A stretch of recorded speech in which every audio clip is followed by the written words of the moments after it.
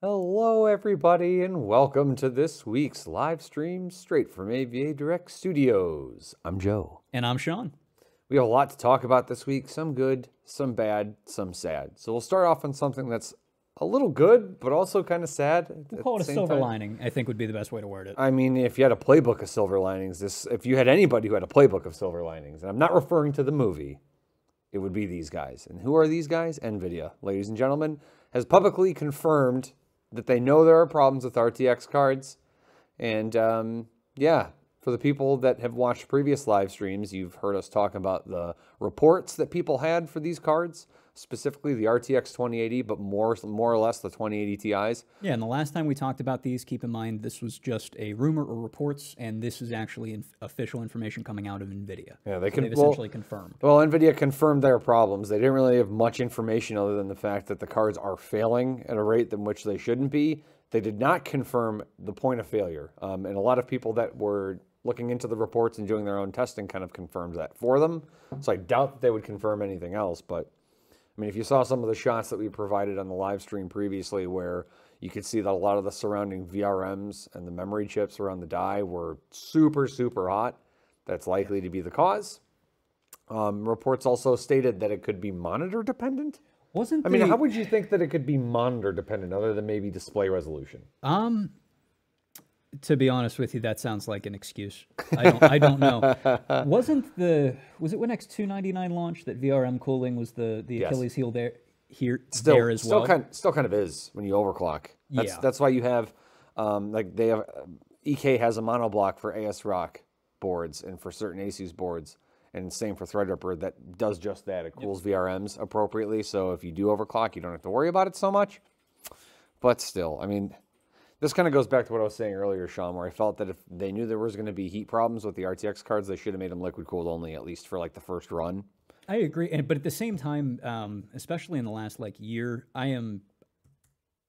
thanks NVIDIA for actually coming out and admitting that there's a problem. Yeah. Like I don't know, as weird as that sounds to say, a lot of the stuff that we've been seeing out of manufacturers has been allocation issues and just these kind of nebulous. Sure. At least NVIDIA came out and goes, you know what, yep, we have production issues and we're working on them. I appreciate them at least mentioning acknowledging it. Yeah, exactly. Like, yeah, we know there's a problem, because at least then that kind of provides some level of comfort that they might have a fix in Well, even store. the fact that they recognize that there's an issue. If I had a 2080 Ti in my rig at home, to me that would mean like, okay, it might suck right now, but realistically, it's going to get fixed. Oh, if I was That's within the return period, though, I'd just return it. Oh, well, I don't know. And just return I it. would return it if I was having problems. If I wasn't, though, I'd probably let it ride because It is pretty. I mean, the RTX cards are pretty, but they're also kind of pretty useless right now since they're designed for ray tracing. And there's not a whole lot of games that are utilizing ray tracing, not to mention drivers still are not where they need to be to bring performance on par with what we see from the scaling of GTX 1080s and 1080 Ti's and the Titan X's. So, absolutely. And I hope that this means by them coming out and acknowledging that, and I can't imagine they would have anything else being their primary focus, but I hope that this indicates that they are putting every resource they can into getting these issues fixed. I mean, NVIDIA has the resources. There's no doubt about that. Absolutely do. They have it. They should use it. How long is that going to take? I would likely say Q1 of 2019. Which, well, while we're talking about Q1 of 2019, the Asus CEO, Jerry Shen, Hello, Mr. Shen. Hello. came out and made a couple, or essentially made a statement corroborating that Intel is experiencing shortages. What is interesting here, there's a couple things. What I found interesting was 2019. Wow. that it's looking to be, he estimates that it'll be Q2 2019 before we see Intel's allocation loosen up. Now, Intel has put that as Q1, so we may actually be seeing the shortage lasting a little bit longer than initially thought. Yeah, they never typically are accurate with their ETA shortages. Right. It's always, they underestimate, really, for the bigger part of it. Absolutely. And so this now Asus has said it, Compal has said the same thing. So essentially what we're seeing is both notebooks and motherboard manufacturers are seeing these issues. And on top of that, Asus came out and mentioned that they're expecting this year their Q4 profits to stay flat and consistent with Q3. Now, in years past, Q4 of the year is usually one of your strongest because that's when your holidays are. Asus, due to this shortage, they think a significant portion of the reason they're not going to have increased sales is due to a lack of CPUs from Intel. So I'm curious to see how board manufacturers and companies like that begin to react now that they're really starting to see their bottom line get hit. Yeah, but how can you blame material shortages on CPU shortages? Like, I know that there's similarities between the materials that are used, but that seems like you're more or less passing the buck at that point. Like, Well, man, they're saying that they're not able to sell as many boards as they used to because nobody can buy the chips that go with them. I get that, but reports and inside sources have also stated that there were material shortages overall, and that was going to lead to board shortages, and so much so that manufacturers were going to have contingencies in place as it relates to the Z390 boards. What contingencies? Well, we don't know. That has yet to be seen, but I think, I mean, this is a trend. We've seen this before. Once you have somebody that starts to have shortages, it just kind of trickles down to other manufacturers and the components that it relates to. So I guess I'm really not surprised. Asus is typically pretty good, though, about putting things in place to prevent problems like Right, this. which is, if Asus is coming out and saying this, did they maybe drop the ball on this launch or not do it as consistently as they have in the past? Or is this indicating that this shortage is worse than we saw, we'll say, like 2 years ago when we had shortages? I don't know, man, but nothing beats the hard drive shortages and the memory shortages that we've seen in the past. Memory shortages, good Lord, those suck. The hard drive shortage was the first of its kind, and this was even after there was the Sandy Bridge issues where they had to fix those problems in the boards.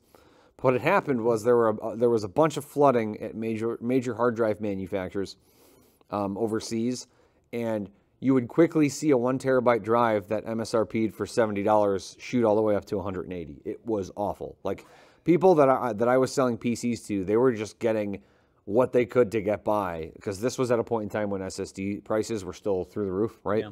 So people were getting like 500 gig drives just so they could wait out the shortage and then upgrade to like a 4 terabyte. But that shortage actually ended up lasting, or at least the impact in pricing actually ended up lasting like a good 2 years. Yeah. Before we saw it balance out, and that was just awful. And the memory shortage wasn't as lengthy, but I mean, that was a solid 6 months where you weren't getting DDR4 for anywhere close to MSRP. See, because at least with the hard drive shortages, or at least it wasn't a shortage, because they rebounded pretty quickly. It was just price hikes, like massive price hikes. You could get hard drives, but they were inflated to the point where people kind of lost interest and actually started considering SSDs anyway. That was a good transition. And man, reflecting back on that situation, that's awfully coincidental, don't you think? Right when manufacturers are starting to push SSDs, hard disk prices go up, and they're like, man, you should probably just consider an SSD for an extra $10 and just speed up your PC. That's if you're already considering the fact that you're going to lose your capacity. Just get an SSD. It did make selling SSDs a lot easier, admittedly. Yeah. Super easy, other than the fact that the performance gains were there, but still. Yeah, and now I'm curious to see if we're going to see these shortages that we're seeing now.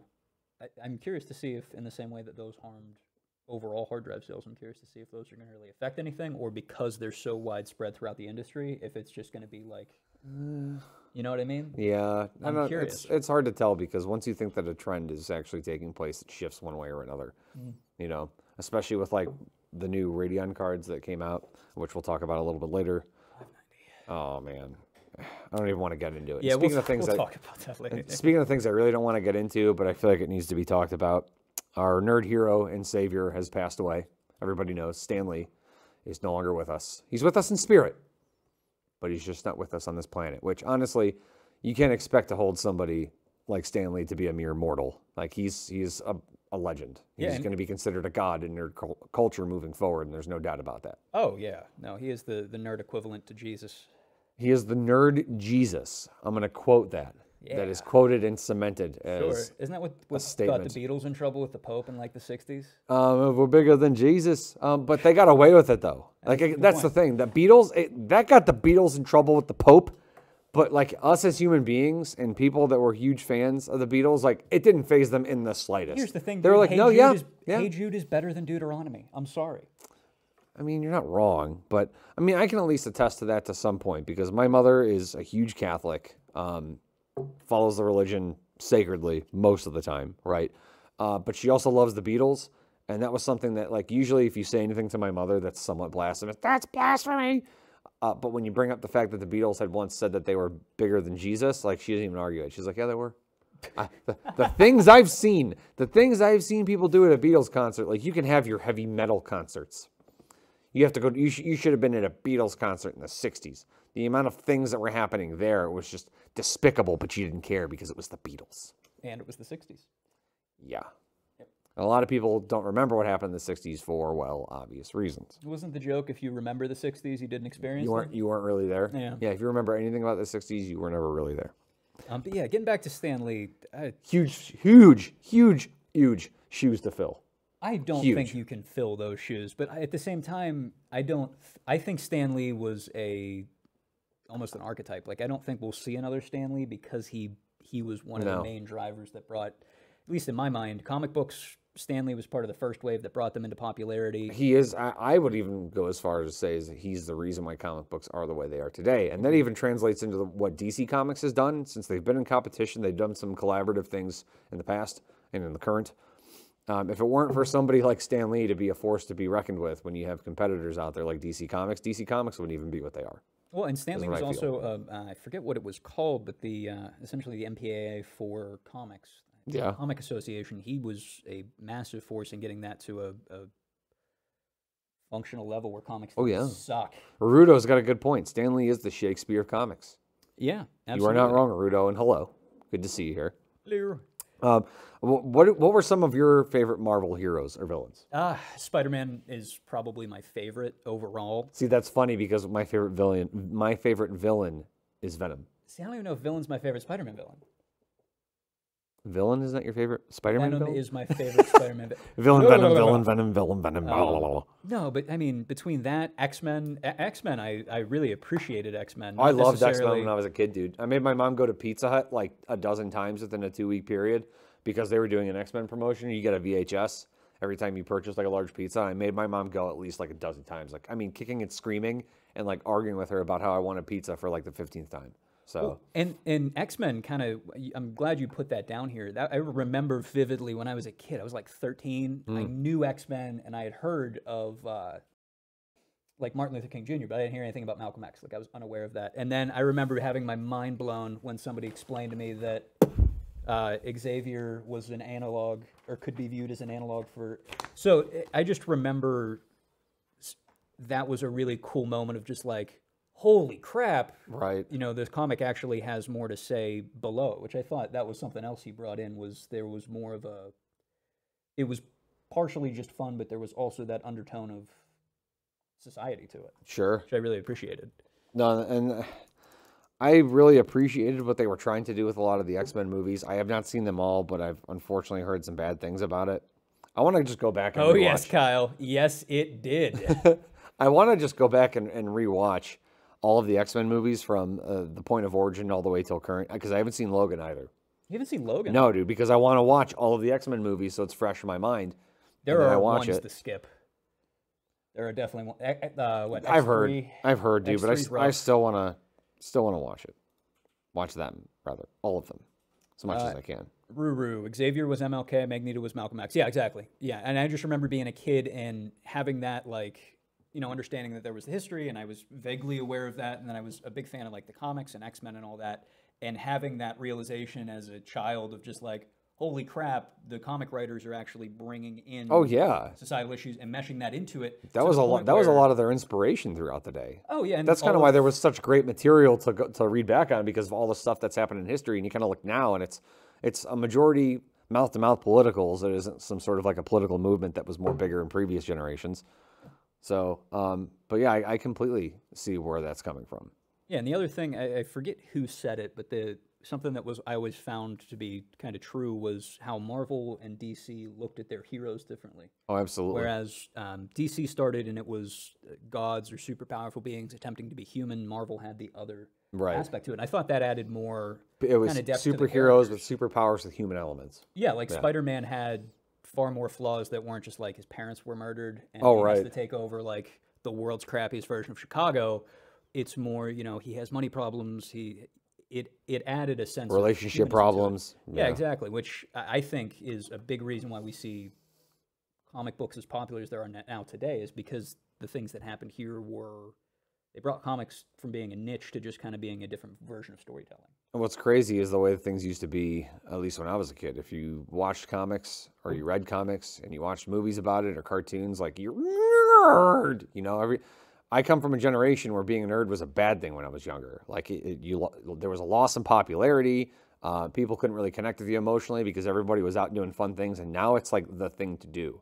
So I'm like caught in the crossfire of a generation that went from like nerd culture being something that is seen as bad to nerd culture that's seen as good. So like, not to kind of sour the topic or anything, but if this headline would have came out in the early 90s, like barely anybody would have cared about it. It probably wouldn't even have been in the news, to be honest. And now it was like headlines since his passing, you know, and that's great that he's revered and seen as an icon that needs to be talked about and remembered. But I think a lot of that also has to do with my generation has grown up to be adults, and you know what they say, like the younger generations always grow up to run the world. Mm-hmm. It's all nerds. So the nerd culture kind of came to follow. It's just mo powers, mo problems. Yeah, you're not wrong. And he did pretty much. He stopped the internet for a day. Better take that, Kim Kardashian. Yeah, you remember that one? Oh, that was a dark day. For real though, I just want to put it out there while it's on my mind. They better not CGI Stan Lee in any movies. I completely disagree. No, don't do it. I think they should. No, dude, it's awful. It's like here's point in case. They CGI'd Leia in, I don't even remember what movie it was, the in-between. It was Rogue the in-between, yeah, Rogue One. They CGI'd Leia in Rogue One, and it was awful. It was awful, but here's what I'll say. Stan Lee was never a main character. He was always just a cameo. But people looked forward to it, though. Well, yeah, like people expected it. It was an expectation after a while. Absolutely. So put it this way: when I watch like Iron Man 50, or you know, Iron Man 50, 10 years from now, God, you'll be like 90 when that happens. I don't care. Even when I'm 90, if there's still Marvel movies coming out, I just want to have some form of just like the ghost of Stan Lee. Like heck, if they did the blue kind of thing that they do in Star Wars for all the ghosts of like Yoda and Obi-Wan and all that. If they did that with Ghost Stan of Lee, Yoda. I'd be so in. So Soul Fallen says that they've already recorded him for a couple of upcoming movies. And that's okay if they have. Just don't CGI him. Don't. I'd be fine with it. It worked for Tupac, it'll work for Stan Lee. Yeah, fine. If they want to use like his image in movies, like honestly, that's okay. Just don't CGI him, man. Don't. Because I kind of feel like when you CGI somebody like that, it kind of takes, I don't want to say their value, but their soul, I guess. It just kind of removes a part of their soul that was once existing from your memory. It's, I don't know. It's really difficult for me to describe because of how emotional I get when we talk about it. But it's just, come on. Come on. Put him as pictures everywhere. I mean, I'm not saying everywhere. I'm talking about movies, if that's what they want to do. If you want to put a billboard of Stan Lee, though, in Cleveland, I'm not going to complain. Deadpool dresses as Stan Lee and does the cameo. Actually, I would be okay with that. That would be pretty good. I would be okay with that. And actually, yeah, this week the mustache is in honor of Stan Lee.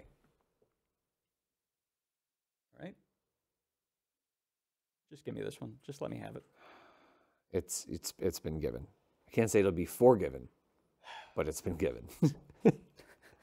And just to point out, no, I do not think it is an unpopular opinion that Carnage and Bullseye are underappreciated. So much so that I was ridiculously thrilled that they included Bullseye in Daredevil Season 3 on Netflix.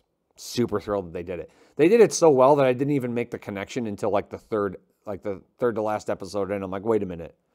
That guy is ridiculously accurate at everything he does. He's not even looking at his target, and he hits it bullseye. And then I was like, oh. And I bet the guy looked better in costume than Colin Farrell did. No, see, that's the crazy thing. Can I talk about this stuff, even though it's considered spoilers if it's been out for a while? Have you seen it all? Have you seen all the Daredevil? Daredevil Season 3? Yeah. I haven't seen Season 3. Okay. So then I can't really talk about much of it because out of respect for you, I won't bring it up. Thank you. But it is probably easily the best season of Daredevil I've seen, and it makes complete sense as to why they canceled. It makes sense as to why they canceled Luke Cage and Iron Fist, because they're likely just going to dump all the production value into this because it needs it. Like now it needs more production value because of how great the series is starting to get. Well, they did the Defenders, which was like the crossover between all four of the Netflix shows. Yeah, Bullseye did get 2 comic book villain towards the end of Daredevil, but I think it's because they realized that they were drawing it out and they wanted to kind of they wanted to jump, hop, skip right into it for season 4. And I mean, they did that, yeah, but it was still good. It was still good. But you're right. They rushed it toward the end. Yeah. Because they were like, oh, hell, what have we done? This is not going to be a good transition. We need to jump right into this. Yeah. So kind of getting back into a little bit more hardware. No, I don't want to. Apparently, well, actually, that's what I kind of wanted to talk to you about. So CoinMine, which is just essentially they make small form factor PCs, has put out a essentially plug-and-play mining device that you purchase. It's an appliance. It's a mining appliance. It's a mining toaster is essentially how you can think of it. It runs a Celeron, has 120 watt power draw, which is really low, and has an RX 570 in it. And it retails for $800. Wow, that's actually not too bad. No, and what's interesting is it does out of the box. It'll do Ethereum, Ethereum Classic, Monero, Ravencoin, Zcash, kind of the box. Your main cryptocurrencies. Interestingly enough, what's it called? Wasn't on there. I don't know that one. Bitcoin. But Birdkern.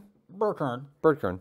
But it has an associated app that allows you to control it, and it runs off Linux. So all of that sounds kind of good. But what that brings up for me, and I kind of want to put this question to you. Does it support Lint Minix? You mean Mint Linux? Lint Minix. Lint Minix? I call it Lint Minix. For a good week or so, my brother was messing with installing Linux distributions on a Lenovo laptop that had coffee poured all over it that he fixed with rubbing alcohol and Q-tips for like 2 hours straight. He installed Lint Minix, and that's what he called it, Lint Minix. Huh. He was like, yeah, I'm trying Lint Minix, dude. You got to try Lint Minix. And it didn't even hit me because it sounds so similar. Mint Linux, Lint Minix, right? Yeah. Until like at the end of the week, he's like, so you ever going to try this? Try what? And he just looks me dead in the eye. Lint Minix. It's like Fuddruckers. You try Lint Minix? I'm like, do you hear what you're saying right now? And he's like, yeah, Mint Linux. Hell. But what I'm curious about with this, so first off, you know, we had, so ASICs, for those of you that don't know, about a year and a half ago, cryptocurrency mining, specifically Bitcoin, went away from GPU focus, and they started putting together ASICs, which are essentially just these little chips ASICs that allow you to mine. It's basically, it's a dedicated usage for bit mining and Bitcoin mining, or any mining for that regard. So what this kind of says to me is, I'm curious if this is some people trying to bring mining back to the point where you can treat it almost like an appliance, or if this is we have a bunch of 570s, we need to burn stock, and cryptocurrency's crashing and we need to get out immediately. Which do you think this is? It's definitely an appliance, and I'll tell you why. Because an appliance is defined separately from a PC in the sense that even though it has PC hardware in it, you can only use it for its dedicated purpose. So unless you can install and hack Windows on this in any way, shape, or form and use it as a PC, it is an appliance. Doesn't matter if it uses Linux, if it uses Windows. No, my question is, do you think this is an indication that cryptocurrency is going to come back in a slightly different form? Probably or that not. It's going to just die and this is a swan song of it? It's going to die. It's definitely a swan song, because when you have companies that are coming out with products like this, they're trying to reintroduce excitement into something that has long been dead. Kind of like, you know, what Nintendo is trying to do with Love ROMs, which we'll also get into that later. Yeah, I imagine you you probably have a lot to say on that one. Unfortunately. But while we're talking about How that, much does it cost, by the way? $800, which $7.99. I don't really have a reaction to that. That sounds about right to me. I would Maybe a little high. I would be more interested in it if it was around $5.99. Yeah. Honestly. It's $200 over my own interest. That's what makes things like the Raspberry Pi so intriguing is it's literally $30. And it does so much for a $30 price tag. You want Wi-Fi? No problem. You want Ethernet? No problem. You want to hack it and turn it into a Kodi box? No problem. It's that easy. Jimmy Mills, appreciate you still rocking the stash. Thanks, boo. Super Troopers. Well, I mean, it's still fairly new. But the fact that you've kept it so long standing is what's impressive to me. And you cannot get rid of it until you grow it out enough to be able to Fu Manchu it. And curl the ends. And then you need to wear a boulder cap. A what? A boulder cap. What is a boulder cap? You know, it's the hats they used to wear back in the day, like in the West, or it was kind of like... Wait, are you saying boulder or bowler? Bowler. Oh. Did I say boulder? I thought you did, but that very easily could have been me. Wow. Pretty sure 3 people were surprised to see it. Oh, Kisha here cannot look me in the face. Still. What did Asia say about your mustache? Oh, she kept staring at it, and then she was like, I can't stop staring at it. It's like you have boobs on your face. Which... Hence why Sean's new nickname is Booblip. But not like 2 separate words. You got to say it like it's one full word, Booblip. That would be like your young Padawan name if you were learning to become a Jedi. Oh, I'd have to get like the side rat tail and everything? Right. Oh, yeah. He killed younglings, including Booblip. Oh, little Booblip. Why? He was slated to be such a Jedi. We're losing our minds. Sean Booblip. Yes, that's got to be like a gamer tag somewhere for you, at least once. I don't know. I think my current gamer tag's pretty good. I don't know. What's your current gamer tag? Am I allowed to say it? I mean, I don't see why not. Ass Dan. Ass Dan's kids look just like Ass Dan, and my 2 kids look just like Ass Dan. This is an odd reference from a mid-2000s SNL sketch, which means nobody knows what it means. That's right. Yeah. But real quick before Speaking of what nobody knows what it means, all of these security flaws that are popping up in hardware other than CPU, it apparently means that nobody and nothing is safe in the tech world. Yeah, apparently we've had like major security issues for a very long time.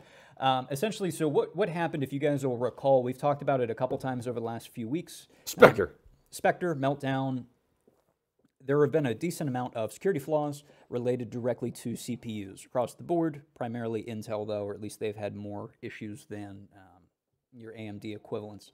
But what University of California, Riverside researchers were able to figure out is that GPUs have not necessarily a similar vulnerability, but they also have a vulnerability that puts certain data at risk, which just sucks. I'm so burnt out on it though, man. Like I've already talked about how much these security flaws suck, and then we just keep getting more security flaws, and once one's fixed, another one pops up. And I mean, this is the belly of the beast when you have people with nothing else better to do than to look at hardware flaws and determine that there's security issues. That's even more unsettling that it's always taking somebody that is completely unrelated to the company to find these security flaws. Then the companies come out and they go, "We fucked up."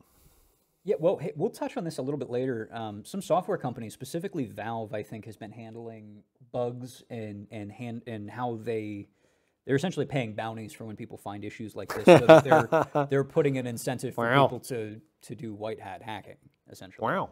But anyway, with the GPU issue, essentially it's the same concept as what was happening with the issues with hyperthreading, where GPUs are involved in just about everything now in computing. You know what I mean? Right now on my computer right here, the GPU is helping display, the stream and chat and everything like that. So if your GPU can get compromised, you can lose data like that. What's nice, though, what's a good thing is, unlike the CPU issues, all of the GPU vulnerabilities require a virus to be installed. A-dubs, yes, Sean is single. That's why he has the mustache. He's not wrong. That's pretty accurate. I mean, he's giving free rides if you want one. I'll give you his address. 2045 Midway Drive. No, that's our address. Don't start soliciting yourself at a company address. Dock 3. It's going to create nothing but problems. Dock 3, are we talking about the physical Dock 3 or is that? Never mind. PG stream, Joe. You want 3 docked. Got it. Sean needs 3 docked. We have it on record. Well, while we're talking about AVA, we're going to bring on the news. Woo! I feel like we need to have like letters that come up like, hey, it's AVA news time. Wait, you talking like a Billy Mays infomercial style? Like, no, not by like, the way, AVA news here, and I got something exciting to talk to you about. Wow, they all stuck together. Yeah, that was wow. Okay. Either the humidity in Breaking here news, Kyle Miser. Yes, he is an employee here. And, get Kyle in here. Where is he? Rip him off the phone on his wireless headset and be like, sir, can I call you? Can you just hold on for 5 minutes real quick, sir? I've heard that Kyle sucks. But I'm not Sean Cassley. Like, Sean Castley's over there. Okay. Breaking news. So, we have a new promotion through AMD, and it is absolutely amazing. Applies to their RX series cards. You will get 2 out of 3 free games to your choosing, and 2 of them, I would do unspeakable acts to obtain for free. I'm just going to put that out there. If you're listening, AMD, call me. So, you get to take your pick from either Resident Evil 2, right? Devil May Cry 5, officially, and The Division 2. Don't really care so much about The Division. I don't know why they included that in the bundle, unless it was out of obligation. Sure. But still, that is a hell of a bundle. Probably one of the better ones we've had in a while, so get your hands on it. Even if you have to buy the cheaper RX series card just to get it, it's worth it. Yeah, RX cards are pretty affordable comparatively. So like a It $200 card, and you get $100, we'll say, worth of games. Get the new RX 590 Nice. just to get these free games, and then just gift that RX 590 to like an old friend for Christmas that like is playing with like a GT 740. I mean, or Intel integrated graphics because they like Dota, so they don't need anything else. What? You trying to start something here, man? Well, no, dude. I'm just pointing out facts. You got the RX 570 with 3 free games. Yee! Attaboy, Ruru. That's how you do it. A-dubs, probably not after that mustache. Ooh, well, thank you. That was when I pointed out that, no, you were single. I know, it was because of the mustache. A-dubs is Sean single. Rest in peace, X86. Beep boop. Beep bop beep boop. Speaking of beep bop beep boop, Cyber Weekend is sure to make an impact.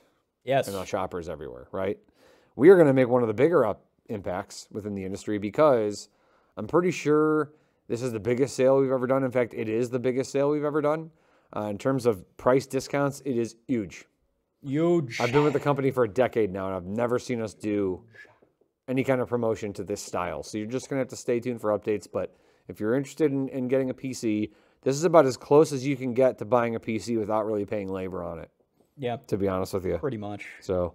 Yeah, absolutely. No, yeah, 10% faster than the RX 580. It's like 3 to 6 frames faster than a GTX 1060, but it's also like $100 cheaper. Mm-hmm. So bear that in mind. It's actually pretty good. Yeah, it's a decent deal. Next week, we will not be doing the live stream on Friday. Why? We'll be doing it on Wednesday. We're doing it live? Wednesday? No! It's okay, because a lot of people have things going on for Thanksgiving, and that's why we're doing it. Yeah, exactly. Everyone's going to be stuffed and dead by the end of the week because, everyone goes into food comas. So does it matter? And then we're going to be closed that Thursday and Friday as well. Yes, we will. Typical. We usually close the week after Thanksgiving because it's really not that busy for anybody at that point because, food comas. And we will be at ITSEC the entire following week after Thanksgiving. I will be there, joined by our CEO, joined by our VP of Government Sales, as well as 2 representatives of a software company called Tsunami XR. They make software and workspaces. So if you happen to be at ITSEC or you know anybody that's going to ITSEC, let them know we have a booth. I don't have the booth number handy, but we will have that booth number listed on social media the week prior. So see you there. Yeah, and I'll be here hanging out with you guys on stream. Speaking of stream, and Nintendo is trying to make more money off of their stream by going after people who are hosting ROMs and emulators. Now, What are ROMs and emulators? It's actually pretty simple. So an emulator is exactly what the name indicates. Emulators have been around since probably mid-90s, okay? And as it relates to consoles, there are software developers and independent entities that have come out with software suites, architectures that will emulate the console itself. So as it relates to Nintendo, there's a Nintendo emulator, there's a Super Nintendo emulator, and there's a 64 emulator, and a GameCube emulator, and a Wii emulator. You get the drift. I used to play Pokemon Gold on my phone using a Game Boy emulator. Yeah, that was dude. the best. Yeah, and it used to be okay because it was said that as long as you own the game, that it was no big deal. If you own the game and you want a different way to play it, no big deal, right? That's actually not the case. And Nintendo went after one of the biggest sites, Love ROMs, who hosted a butt ton of ROMs, and sued them for a settlement of $15 million. Contingent on the fact that they shut down their site, they hand over all of the assets that are Nintendo owned to them, and surrender their desire to ever do anything to that nature again. Which is really disheartening, because I feel like no matter what you do, people are always going to fight piracy, and people are always going to pirate. So rather than fight it like Nintendo's just been so, like, I guess, dead pressed to do for the past decade, they should find a way to use that. I wonder if Intel is reacting so strongly to ROMs, because out of all the gaming companies I can think of, Nintendo is the most dependent on their old IPs. When did Intel have a problem with ROMs? Did I say Intel? You did. Oh, man, I'm riding the struggle bus today, guys. No, but Intel, as far as... I'm sorry. Good Lord. Nintendo. Oh, Lord Jesus, there's a fire. Oh, Lord Jesus. Nintendo, I really feel like they lean really hard on their backlog. And I wonder if that's why they're so aggressive with going after ROM companies. Because to me, they seem to be one of the only gaming companies really making a focus of it. They are making a focus of it. It's because it's Nintendo, since they've struggled so much to be able to improve their sales as time goes by, that they feel like that this is their saving grace. Like, hey, if we get people to stop stealing our games, maybe they'll buy a Switch. And no, I feel like that the motivation is due to the fact that Nintendo now has this NES Classic streaming service through the NVIDIA Shop channel, where you can stream Nintendo games like to your Switch and play it. I downloaded it and I went to play it until I realized it was $10 a month. I'm like, no, I have a Nintendo Classic sitting on my nightstand or my TV stand. Like, yeah, they haven't come out with a new IP since Splatoon, and you're not wrong. Exactly. Like, I think they're just so protective of their stable of games because they have like 6 that they depend on, and that's really what they have. You know what I mean? Well, not just that, but you got to think, how are they going to make money off of these classic titles that are being ROMmed and bootlegged anyway? Like, other than the streaming service, if anything, Nintendo should want to put a little more focus on that, because you get people that get nostalgic when they play these games, and then they get possibly more interested in Nintendo. You know what I mean? Taking down, like, LimeWire didn't stop people from pirating music. No. Spotify and Google Play making it easy and streamlining the process so that it was easier to pay for it than it was to steal was what killed it. Right, and the thing is, Spotify was a good example of how you could take a streaming service and create a more lucrative environment for artists, even though it's not nearly as lucrative as, you know, album sales used to have. But this is this is the change in structure in the industry that people have grown to understand and expect now. That it's not a matter of sales; it's the amount of plays. You know, that's why YouTube plays are such a big deal now.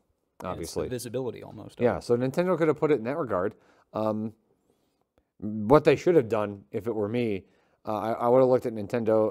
I would have looked at Love ROMs as Nintendo and said, "Hey, how much we need to be able to see, kind of like your profits from running the site, if at all. And if there's any profits involved, kind of get in on the action. If there aren't, help that company become somewhat profitable in some way, shape, or form, and become lucrative from it." You know, they kind of lost their ability to look at this from a different perspective and make money off of it. And instead, they're like, shut it down. We need to sell more Switches and Nintendo Classic consoles that we can't make enough of.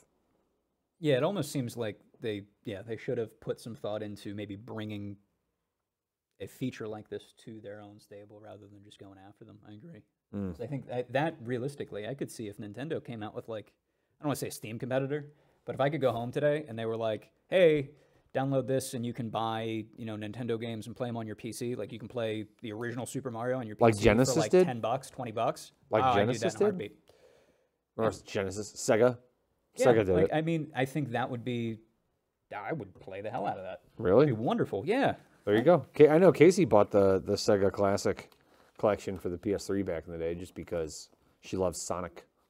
Yeah, I've been playing what Crash Bandicoot, the remaster of that on Steam, Ooh, and Crash Bandicoot. way harder than I remember. That's but my it is next a one. blast. That is my next one. What? After I finish Super Mario Odyssey and then I finish Let's Go Pikachu, I'm going to play the Crash Bandicoot collection. Oh, man, they are hard, but they are a blast. See, that's the thing. It's not that they're really hard, per se, because I've gone back to play some of the games I used to play back in the day, and they feel harder now. And it's because games back then were all about timing and reaction. And now games, it's a lot less about reaction and timing and a lot more about like, oh, we have to create this enjoyable experience for you because you're buying this game. Games back in the day used to force you to get better or you'd never beat it, you know? Like, it was a challenge. And that's why I loved video games as a kid, because when you beat a game, you could put the controller down and lean back and be like, man, I beat it. This is awesome. Now you beat a game, you're like, that was only 8 hours for a $60 game. I would When's hope the next DLC? I would hope for my investment that, I just would have gotten a lot more playback. And yes, the Spyro collection is coming out, and it's amazing. It's on PS4 only, is it not? I don't know. I hope it's not exclusive. I think it's an exclusive. It was exclusive to Sony back in the day. Oh, yeah. No, Spyro and Crash Bandicoot were like the PlayStation 1 games I played so much of.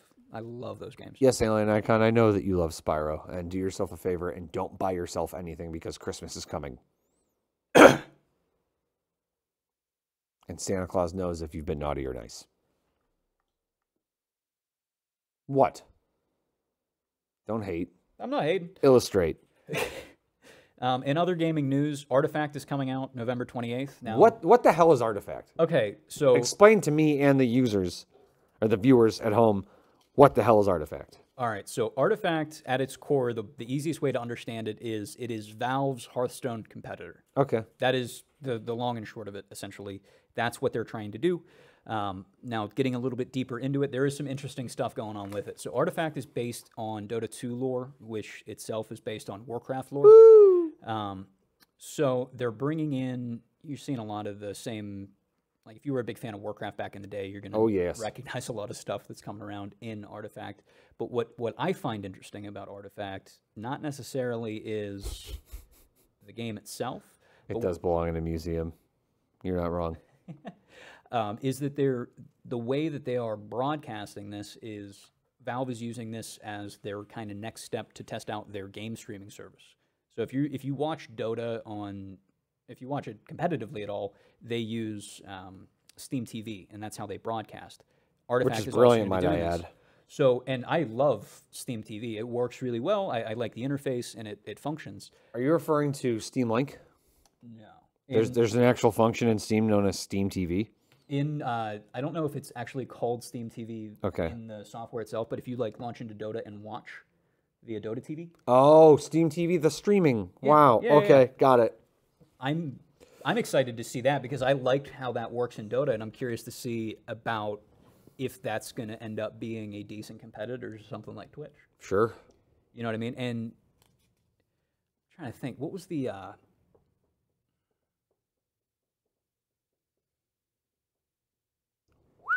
Oh, I'm sorry. Anyway, so I'm curious to see how that does. And if anybody watches esports, if anybody's a fan of them, I remember, like 6 months ago, ESL, a main company, started broadcasting only through Facebook and completely cut out Twitch, and they lost like 60% of their viewers or something crazy. Wow. I'm curious to see if this is going to play into that, and that's going to start. I wonder if that's going to break it up a little bit more, so we're going to have more platforms that you're going to have to try and watch stuff on, or if that's going to help consolidate it down. That's pretty frustrating to me, to be honest, that there's just so many different platforms for you to be able to watch streamed content on. I mean, it makes sense for things like Steam TV because, well, you know just by the title that it's for watching games. Twitch started to be something that was more or less for gameplay, but people start to use it for other things too now. And then YouTube is really a little bit of anything and everything, you know. So it's really going to come down to who's going to win the race for stream content and what's going to be proprietary to what. So yeah, social eating, I saw that. Yeah. I saw that the other day. I was like, my God. It was there. Didn't it start with that woman that was like super loud when eating and she was on Twitch and YouTube and she would eat like pickles and stuff and then be like, man, she's a loud eater, and it just kind of blew up. Is it like some like ASMR kind of thing? I think so. It started off like that, but it didn't. That wasn't what it was intended to do. I mean, hey, whatever you're into, man. I guess. I don't know. So Sins of Solar Empire. Sins Free of Solar Empire, yes. on Humble. This Never really got into that game much either.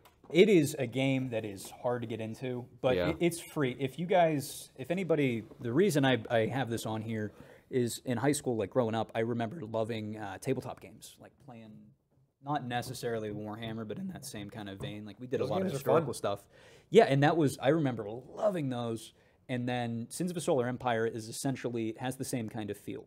You're playing, you really should have a group to play with if you're playing it, but it's free. It's essentially a Galaxy Sim strategy game. There's not a whole lot of like crazy graphics to it, but you go through and you have to, it's resource management mixed with a little bit of kind of RTS. If you have a Sunday to kill with some friends, it's free, download it. It's worth at least taking a look.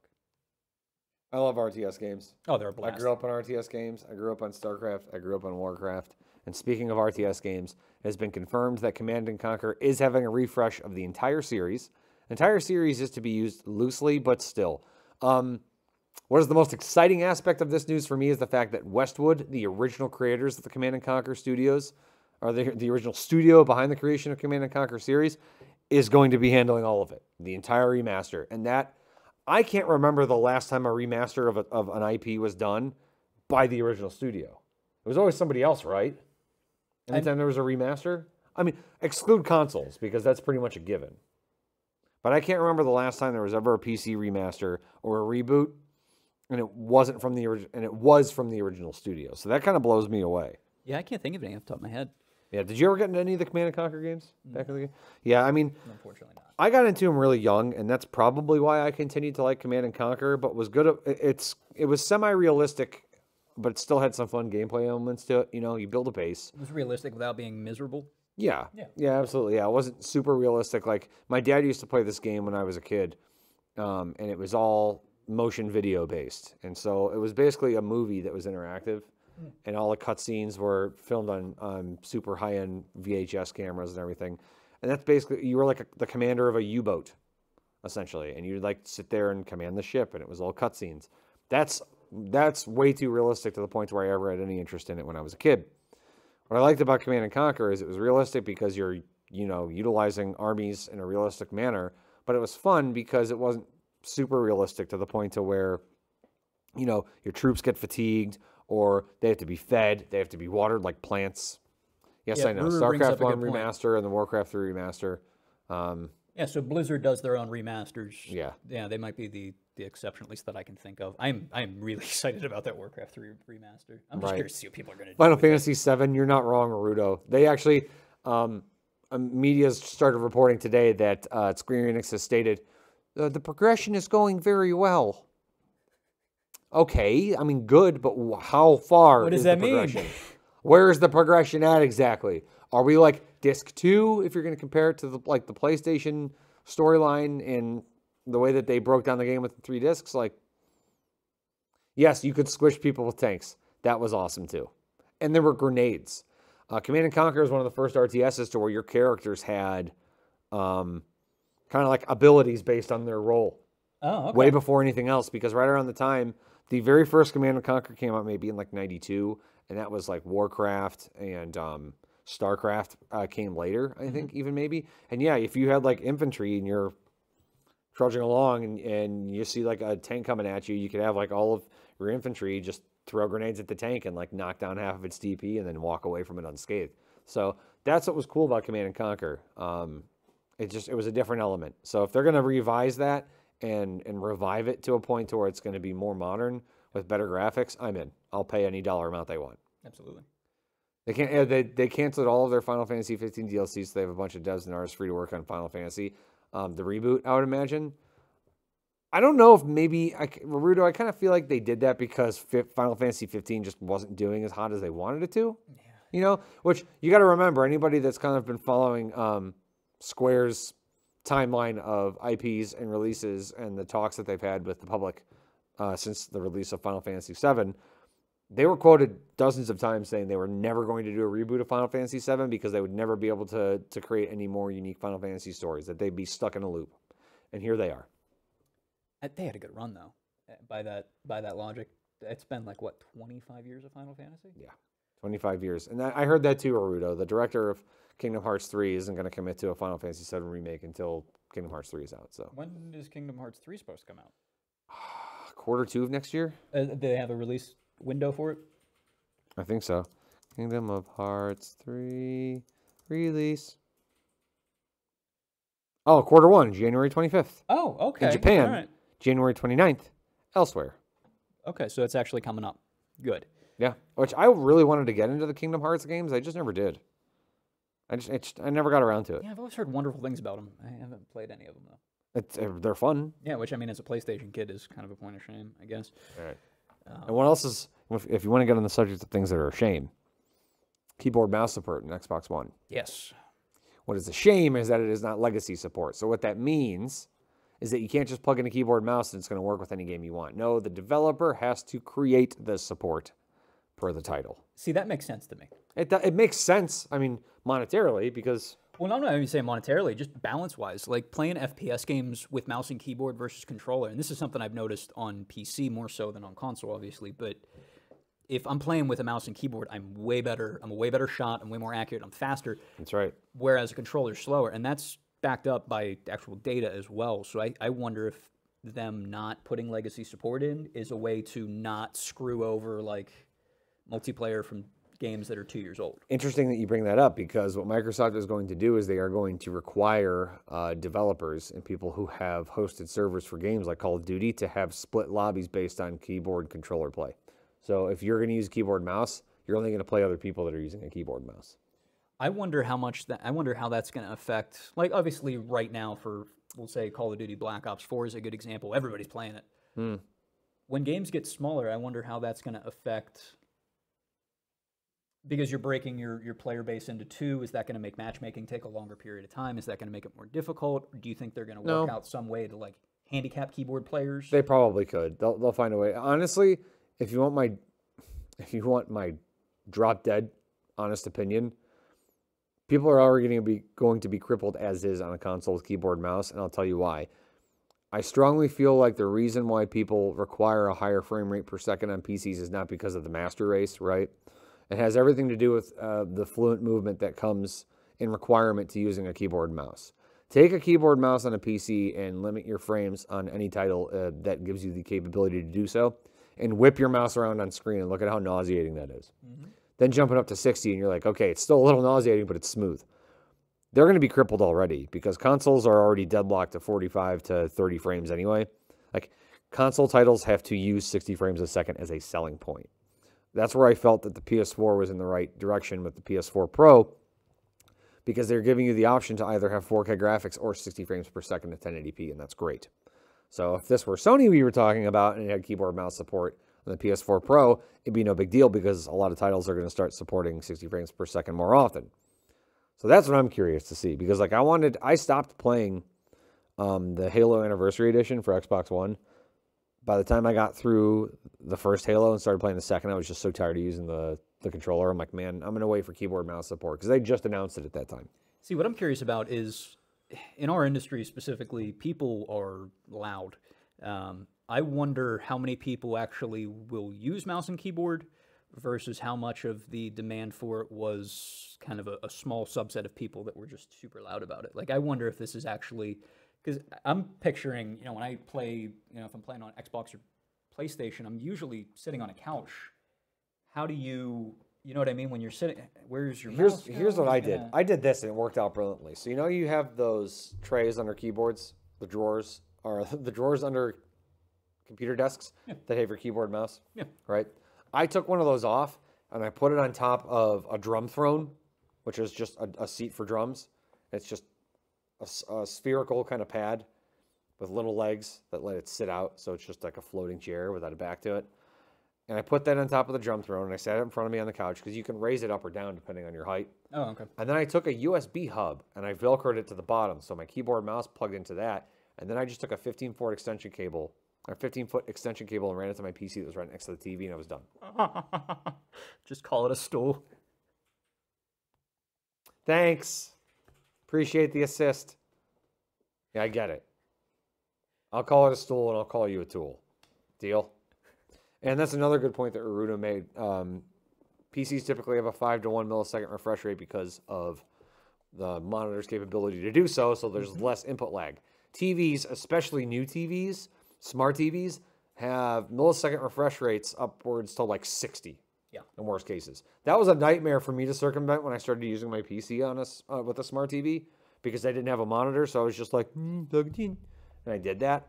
I had to use an NID hack to basically hack my PC into thinking that my TV was an Acer monitor. It worked very well. Yeah, I don't know. I'm curious to see how this is going to go. Cause you know what I mean? Is this going to be just a way for Xbox to sell more peripherals, or is this actually going to be something people use? I could see this being, I don't want to say it, but I could see it being a fad. Yeah, a fad. You know what I mean? I thought you said something else. Slightly inappropriate. But so apparently Xbox One X is also getting 6 frames per second, 60 frames per second. Yeah, on most, I think. I don't think it's across the board. I think it's on like a majority of AAA titles. Yeah, and they did open up a huge market. That's a good point, Rudo.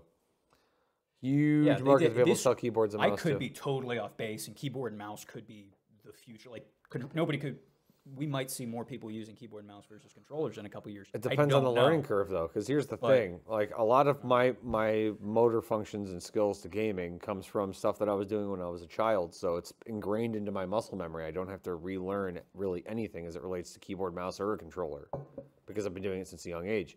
When you take adults that halfway through their young life have been used to using a controller, and then you're like, hey, you can use a keyboard mouse now, it's a huge learning curve. I've known at least 3 to 4 people in my lifetime that have tried to use a keyboard mouse as opposed to a controller because of what they're used to, and they try, but they always end up going back to that controller. So if anything, this is just going to help people like me, where you have games that are exclusive to a console, and you don't want to use a controller, and you can use a keyboard mouse, then you're going to do that.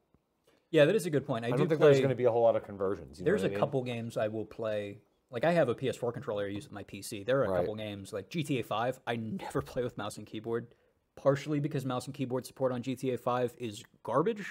It's bad. You got to tweak it. Trying to drive in GTA 5 with mouse and keyboard is rough. You know what? I was okay in GTA 5 with a mouse and keyboard. What I wasn't okay with was GTA 4 with a mouse and keyboard. Oh, GTA 4 was just rough. Right. Soulfall, yeah, Zach, one of our assemblers, uses a controller for most games. Now, don't get us wrong, we ridicule him for that quite regularly. But, Get good. But yeah, no, so a lot of people will play what they prefer. 20 years on a keyboard and mouse, Rudo. I'm about in the same boat. But there's still some controllers I use on the PC. Controller from my cold dead hands. Yeah, see? There's still a few games that I use a controller on because it makes sense. For example, if I'm playing a game where I'm not aiming and shooting anything, I'll use a controller. Like, I played the King's Quest reboot, and I used a controller the entire time because it's just comfortable. I could lean back, use the analogs. Games were another one? Yeah, Telltale games, I never used a keyboard and mouse because that's pointless. Yeah, racing games, I'll use a controller because that makes sense, right?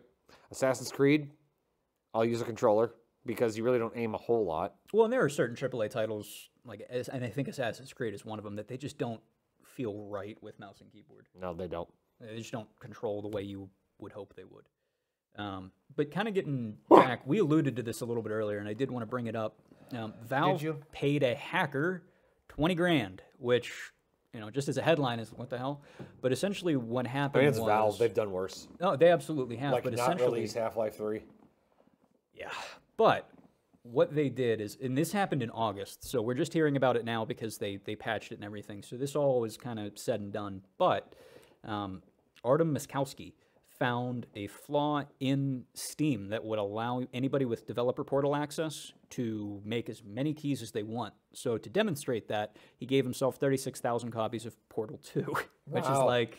Wow. That's hundreds of thousands of dollars. 36,000 copies of Portal 2? Yes. That's a party. Now he needs to host a 36,000 person Portal 2 LAN party. Well, and he pointed out that that could be used, that same vulnerability could be used to get any game on Steam, any key, and give it to anybody. So essentially what Valve did is they found it, they fixed it, they paid him a $20K bounty. Excuse me. Zoom tight. Thank you. And actually they did this earlier in this year for the same guy. So this is his second bounty for them. His first one was $25K. So that's 45 grand in a year just for finding issues with Steam. And the reason I bring this up is because I wanted to point this out in contrast to how Nintendo is handling issues with other people. Valve is taking it as the opportunity to improve themselves, Right. and they are using that. They're taking people that are outside the company and using them almost like contractors, employing them to a degree. Like, thank you. Yeah, exactly. Yeah, I know. And I just thought that was kind of cool. It's very cool. That's the thing to do nowadays. Yeah, absolutely. And they're, I think, one of the better software companies, at least in terms of paying out on that. You get a lot of other companies that do it, but not necessarily the same level of professionalism, I think, as Valve does. Yeah. Well, Valve has been known to slip up professionally a little bit from time to time, but not Absolutely. nearly as much.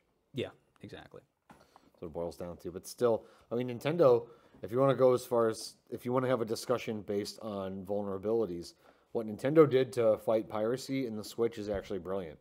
So what they do is they set up a protocol on the Switch that logs everything that you do on your Switch. And then as long as you're online, there are certain things that you do which are still unknown to a lot of people, what triggers it, that will then send your logs to Nintendo, and then Nintendo has a sweeper that checks these logs for any abnormalities.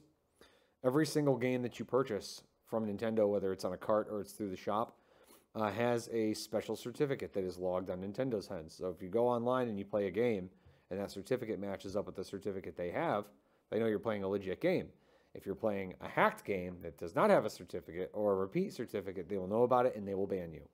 And they don't just ban like your console now. Now they ban your Nintendo tag. So that kind of sucks. Yeah. It makes it really difficult for you to pirate Nintendo stuff. So at least like they're doing it that way. I wonder how many of those key reselling sites exploited that Steam key generator. That specific one, I don't think anybody did, because I think they caught it pretty early. But in terms of why a lot of those games are super cheap on sites like that, yeah, that's where a lot of them fall off the back of a truck, or something like that. And that's why G2A is one of them that you can get. Yep. A $60 game for $15. Right. Well, yeah, there's a reason. Alien Icon also pointed out that as long as you can adapt and use either controller or keyboard if need be, you're fine. And yeah. So I'm sure they're probably going to, Microsoft will probably net a decent amount of sales, or rather keyboard mouse manufacturers will net a decent amount of sales for Microsoft support for keyboard mouse. Yeah, that's what's interesting is Corsair, they started out, Corsair is the only one right now, I think, that has officially compatible products, but I think Razer's trying to do the same thing, and then you'll be able to use other. So I wonder if we're going to see kind of the, is Corsair going to be the Mad Cats of console mouse and keyboard? I mean, I hope not, because I kind of like Corsair, but it'd be interesting. No, I mean, Mad Cats, wow. That makes me feel old. Oh, man. You had your friend over, you gave him the crappy controller. Yeah, that was... Yeah, and they did, Ghost has a good point, that they started to kind of jailbreak things back on the Wii, and then you could use it for certain stuff. I jailbroke my Wii, and I used it for point-and-click games. Because you could sit back and you could use your Wiimote as a mouse, essentially, on screen, and playing point-and-click games in that regard, super easy. Other than that, I didn't really do much to the Wii. I kind of lost interest in it after a while. Once the gameplay kind of just started to feel watered down, the graphics started to get to me. And again, I'm a graphics snob, can't help it, it's just the way I am. And I lost interest. I started to move more into the Xbox 360 at the time because I didn't have a PC. But then once I built a PC, I've barely ever touched any of my consoles. Yep. So there's that. All right, that brings us to the end of today's stream, guys. Thank you, everybody, for joining us. Why? No. You know, we never did console you, Sean. Or did you console yourself? Are you okay? All right. Join us next week, guys, where hopefully Sean and I might need to do more hugging. See ya. Have a nice weekend.